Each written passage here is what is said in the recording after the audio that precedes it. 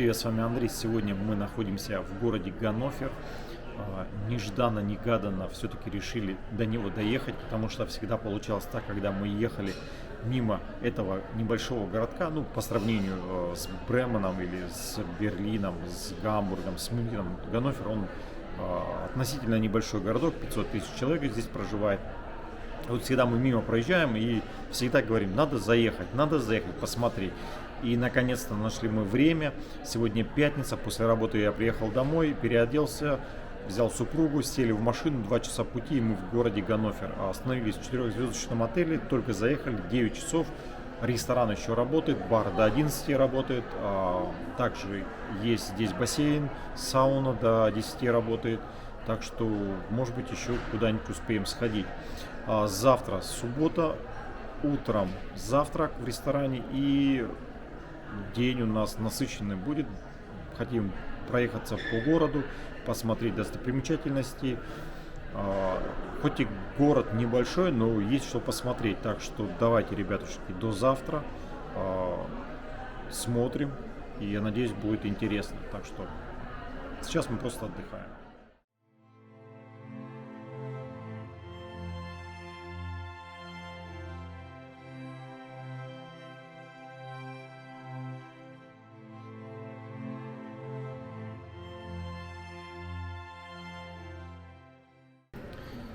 Доброе утро, с вами Андрей.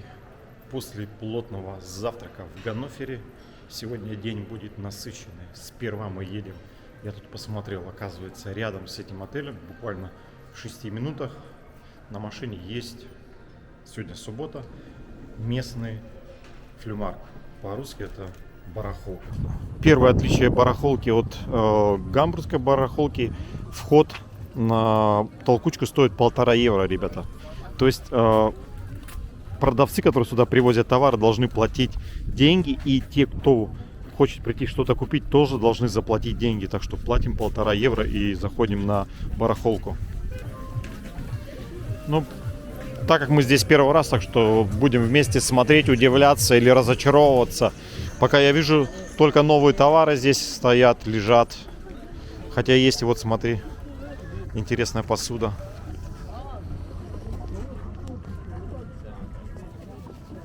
Стоит все вместе 30 евро. Это про что 30 евро они хотят? 30 евро за все. Комплект. Это только за это, наверное. Хороший, да, вот наборчик? Это? Ой. Это такая интересная в виде подсвечник, а тут есть что-то такое. Португалия стоит, интересная штука. Да, возможно. Это у нас что? Давай посмотрим. Ух ты, ребята, это из порцелан, и здесь есть клеймо В. Это надо смотреть. Это мануфактура, которая производила фарфор, порцелан, и можно выкинуть, видите, старая, но здесь клеена рука и не хватает руки, жалко.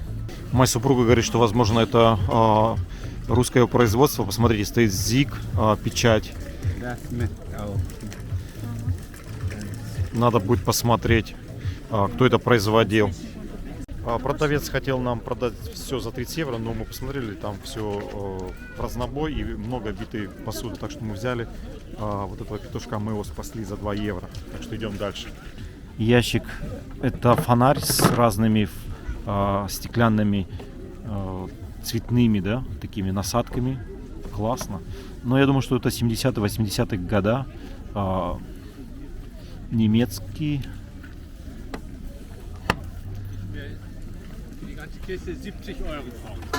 Он уже 70 евро хочет за этот ящик. Видно, что кто коллекционирует, тот соберет за 70 евро. Это, наверное, в огород. Жалко, что он немножко такой облезлый, но интересный очень. Вас костит 20 евро хотят. Но я его брать не буду, потому что он не такой уж старый. Просто стоял на улице и весь ржавенький такой. Здесь стоят коробки с разными домашними предметами. То есть тут и кассеты, диски, игрушки, посуда. Посмотрите, посуда есть старая. Так, 2 стрелочки. Я-то читал, это известная мануфактура, надо будет посмотреть. Потому что их разные вот эти клейма разных заводов, кто выпускал посуду, очень много. Это французский, английский, немецкий. Тут целый ящик этой посуды.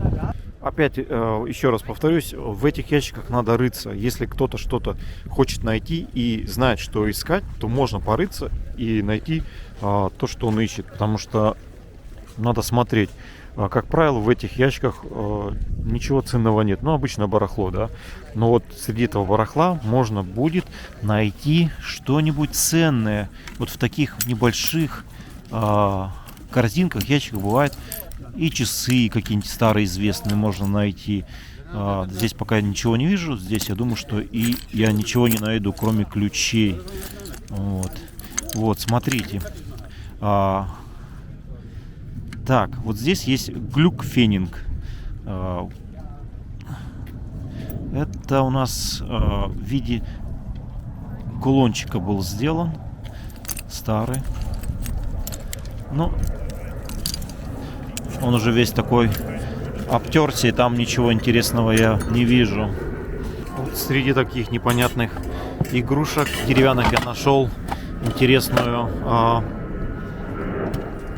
уточку. Она открывается. Я так предполагаю, что она где-то сделана была в России. Я думаю. Entschuldigung, was kostet? 1 Euro. Okay. Sehr gut. Ich nehme. Erstmal gucke jetzt за 1 евро. О, я помню, это увеличительные стекла. Я такие видел. Я не могу вспомнить, откуда они, но они интересно. Я брал такие стекла и поджигал бумагу на солнце, когда был еще подростком. Делал эксперименты. Но это, я предполагаю, что это линза, возможно, с какого-нибудь осветительного прибора.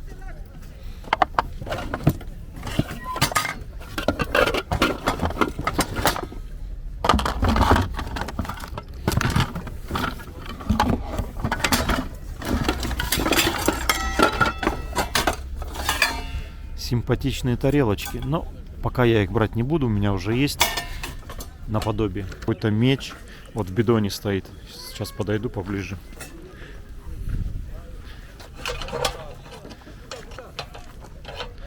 Деревянная ручка, но самодельный меч. А это что такое? Тоже непонятно. Много очень интересных винтажных вещей здесь. Вот они, цинки лежат. Это из-под чего? Из-под патронов, посмотрите. Можно купить, приобрести. Вообще шик.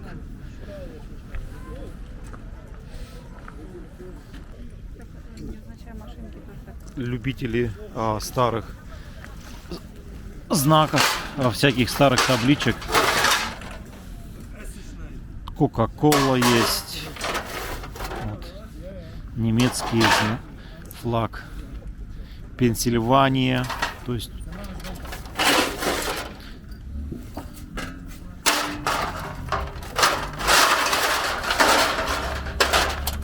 ух ты, это у нас литейщики.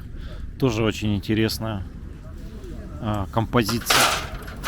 Жалко, тяжелый, таскать с собой неохота, потому что мы зашли на базар, и с собой таскать все время тяжело будет. А чтобы выйти, надо, вот насчет этого я не спросил, чтобы выйти, положить в машину, опять зайти. А билеты там мы уже отдали. Тут, короче, надо узнать правила. Ну а так, швейные машинки, смотрите, старые лежат, тоже интересные. Кто собирает, коллекционирует, как тому будет интересно. Вот я такую брал за... Но это тоже из чугуна, вот повозка. Они вот в одно время, видно, они были популярны, их выливали. Сейчас они лежат. Так, а что тут еще есть интересного? Кстати, она покрашена, но это, я думаю, что латунь. Это она... Ну, я просто показываю, что есть такие вещи интересные. Они мелкие, но они в плане...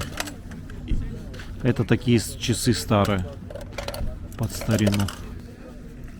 Вот такие барельефы часто встречаю. Это монахи. На одном из барельефов, я так могу определить, сзади крест есть, и они что-то делают. Даже не могу сказать, куда он крепится. То ли он должен где-то стоять. Может быть, даже... Вот еще один есть.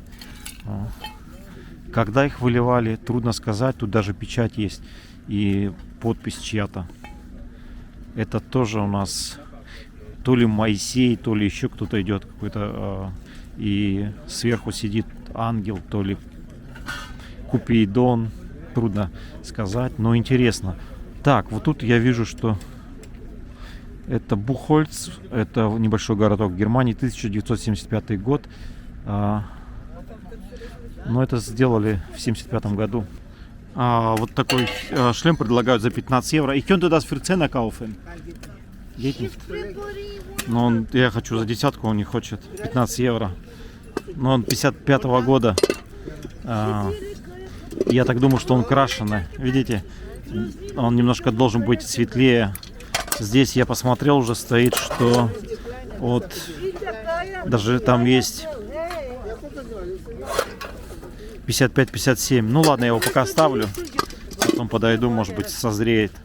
Какие столы красивые стоят, посуда, фигурки разные, просто заглядение. Я просто не смогу вам все показать, потому что у меня время ограничено. Я вам просто показываю, что здесь можно все купить, что вы хотите. От велосипедов до красивой посуды. Ну, такая красивая бабушка из прошлого века. Сегодня со мной супруга путешествует. Мы в городе Ганновер. И с вами эксперт по посуде. Вот. Ну, не эксперт, но все равно ты больше меня знаешь. Любитель, да, эксперт-любитель. И сегодня, да, это я уже показывал. И просто красивая посуда. Но мы на посуде не специализируемся, так что мы вам просто показываем, что можно купить дешево и сердито. Можно пилотки взять. Бундесвера. Дешево и сердито. Новые.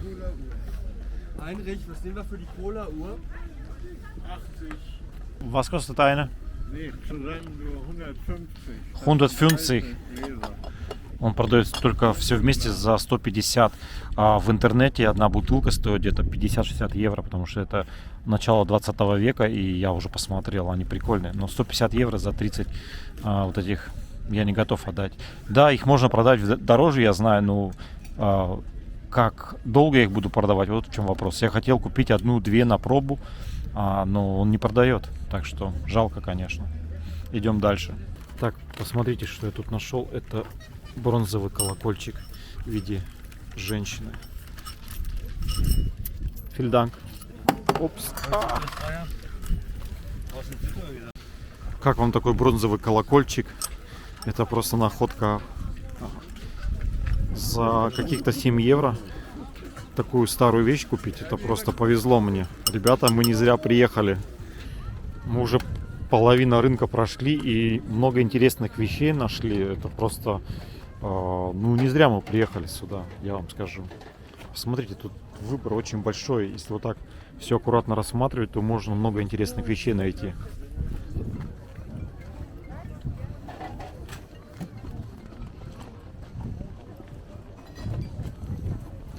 Очень много винтажных вещей, не таких старых, но где-то 70-е, 60-е года. Где? Это вычесывать гребень. У животных, знаешь? Супруга спрашивает, что за гребень. Я даже не могу сказать вам, но я предполагаю, что это... Für was ist das? Хочу у продавца спросить, для чего это. Für Käseherstellung. Он говорит, что это для сыра. Wahrscheinlich auch vorher. Я. Und später so. Ах, so, ich habe das noch nie gesehen. Он говорит, что это для сыра. 150 Jahre alt. 150 лет этим инструментам. Вы можете представить? И вот этими инструментами делали сыр у себя на ферме. Ценители старых интересных вещей. Это для вас.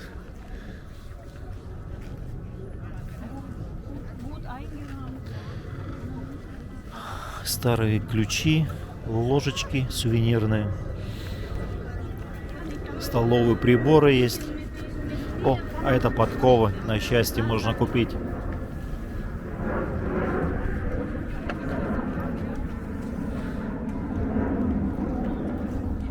Вот такие тарелочки продаются. Сейчас я вам скажу. Фрайбург. Тоже немецкая марка. Тарелки красивые. Посмотрите, тарелки там, чашки. По-моему, это все один набор. Плюс салатница. Красивые. Ну, я думаю, в районе 20 евро будет стоить. В принципе, кому интересно, такие наборы можно покупать. Они хорошие и марочные. И вот тут, смотрите, заготовки лежат. Деревянные, красивые. То есть тут выбор очень большой. Старые сундуки. Вот такие бачки из 70-х. Просто красота. Можно, конечно, что-то найти. Если вот искать, как мы ходим, смотрим, то можно интересные вещи найти.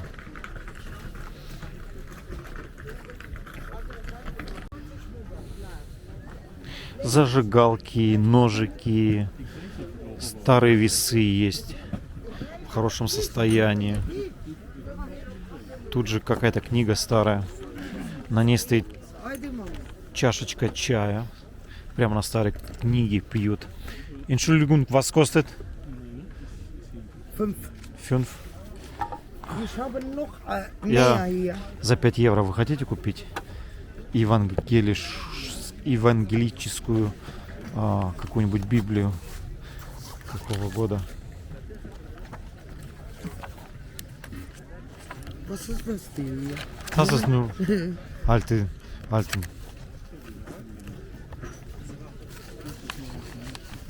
Ik kiste jede stijl in ja. Ну вот, смотрите, за 1905 года можно взять вот такую книжку старую. 5, ja? 4 ist gut? 5. 5, 4. Nein, 5. Окей, 5. Я беру за 5 все. Normalerweise Беру. ich will 10 haben. Нашел я в ящике матрешку. Ну, понятно, что она была сделана в СССР. Жалко, что тут краска местами облезла. Но это только видно верхняя. Какого она года, интересно? Не видно. Я вам показываю, это на стол для мусора. Такие ставят в отелях, когда вы приходите на завтрак, и вам... Ну, сейчас они изменились, но вот такие контейнера стоят, чтобы вы ложили туда мусор со стола. Раньше люди не имели телефонов, и если им надо было кому-то написать, они писали письма и открытки. Вот такие интересные открытки. 39-й год, это письмо. Открытое письмо, каждый почтальон мог прочитать, о чем писали. Клеили марку и отправляли своим родственникам, друзьям и знакомым. То есть здесь, в этом... Ух ты, тут даже такие открытки красивые есть.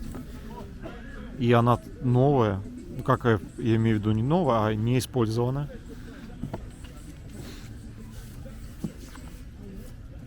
Смотрите, какие раньше письма были. Печати. Смотри, интересно, как на разных языках. И даже по-русски написано. А это 30...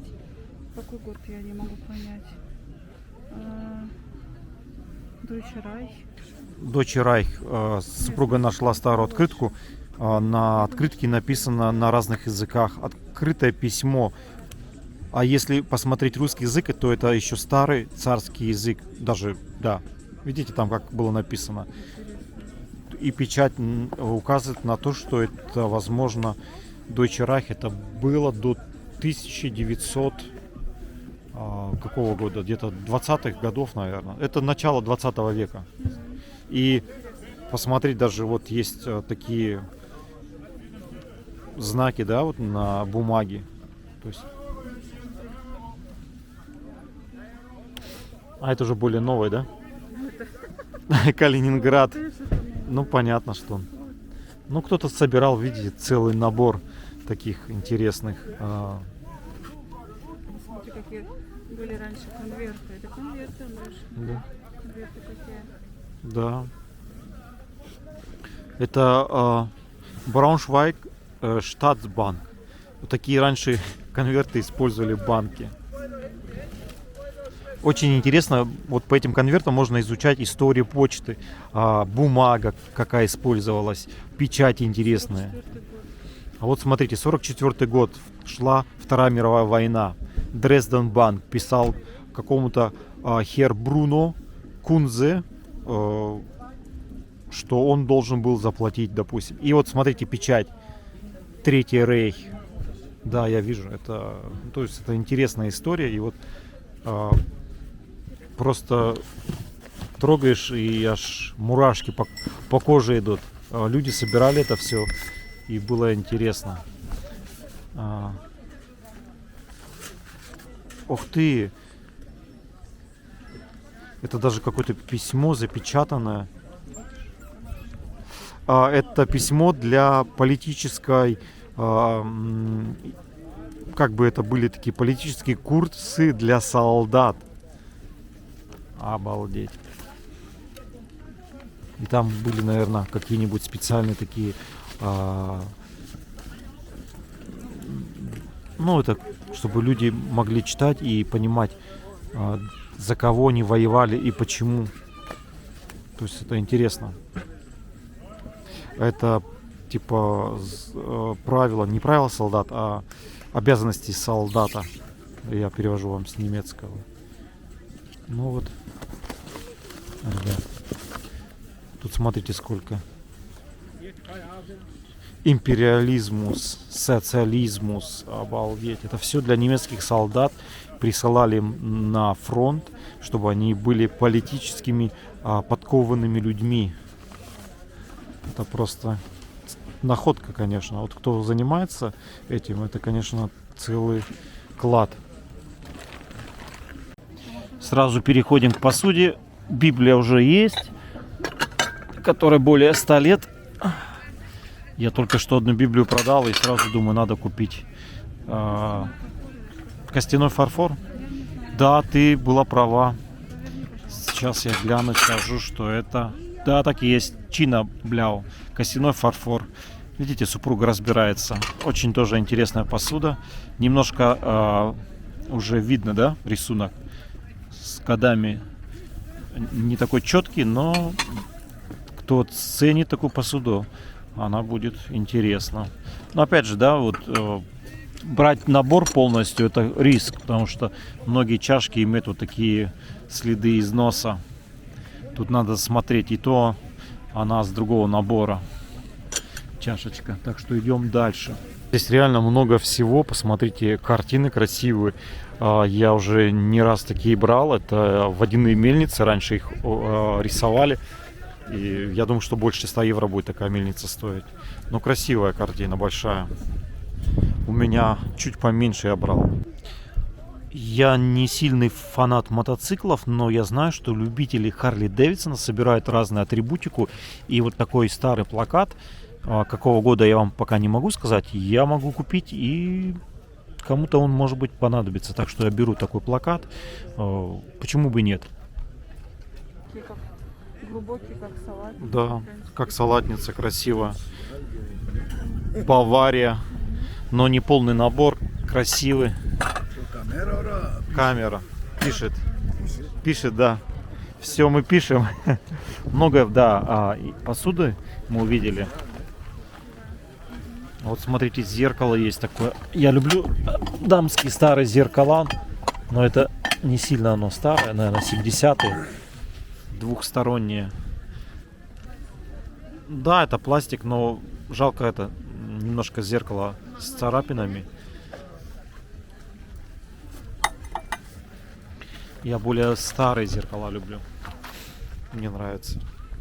Ребят, я нахожусь до сих пор еще на толкучке. Это базар в Ганновере. И уже когда на выходе я увидел, что здесь можно, оказывается, купить чебуреки. Чебурек стоит 4 евро, шашлык 6 евро, пирожки 2,50. Давайте тогда мне один. Вот. А можете завернуть еще в пакетик, с собой взять, чтобы? Да, потому что... Смотрите, какой большой чебурек. Там много мяса? Я просто не местный, я хочу узнать сразу. Хорошо, я с собой возьму. Ага. Да. Все, спасибо, тогда мне сдачу. Я 20 евро дал. Да. А у вас пирожки с чем еще есть? А еще с чем? Яйцо с луком и каписта. А можно мне тогда один пирожок с яйцом взять на пробу?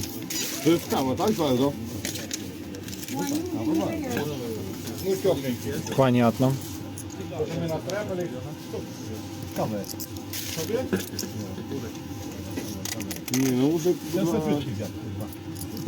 Ну, мне один, да, тогда? Приехали, посмотрели местную барахолку, так как хобби у меня антиквар. Интересны старые вещи, и кое-что мы сегодня прикупили. При выходе зашел я в ларек. Оказывается, у них тут продают чебуреки и пирожки. Взяли на пробу. Ну а теперь едем в центр, немножко погуляем, сходим в ресторан, пообедаем и смотрим, не переключаемся. Так что погнали дальше.